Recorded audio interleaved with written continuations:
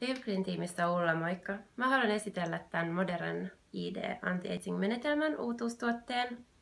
Ja tää on valmistettu Modern tuttuun tapaan ilman yhden yhtä haitallista myrkyllistä kemikaalia.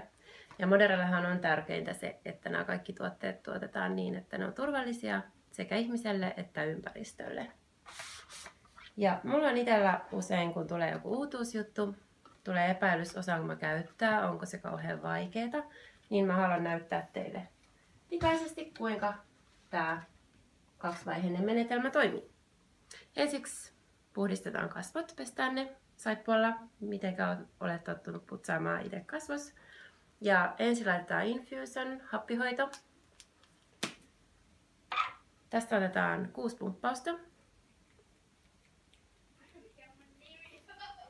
Noin kevyesti levitellään ympäri kasvoja.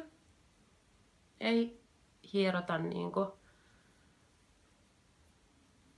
rasva, vaan tälleen kevyesti ympäri kasvoja ja antaa sen alkaa vaikuttamaan. Tää avaa kasvoja ottamaan vastaan sitten sen toisen osan.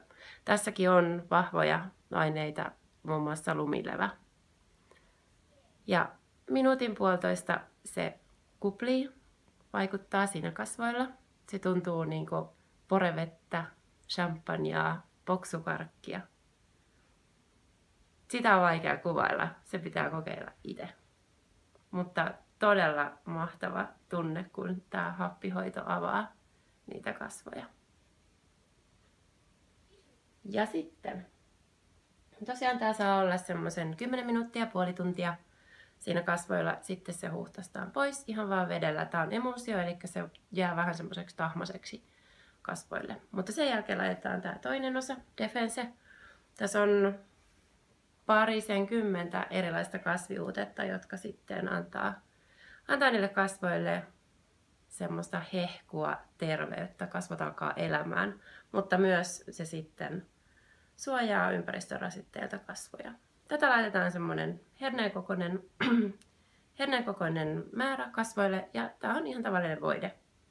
Ja mä tykkään illalla laittaa itse tämän happihoidon ja sitten yön aikana tää saa vaikuttaa tää Defense parhaiten.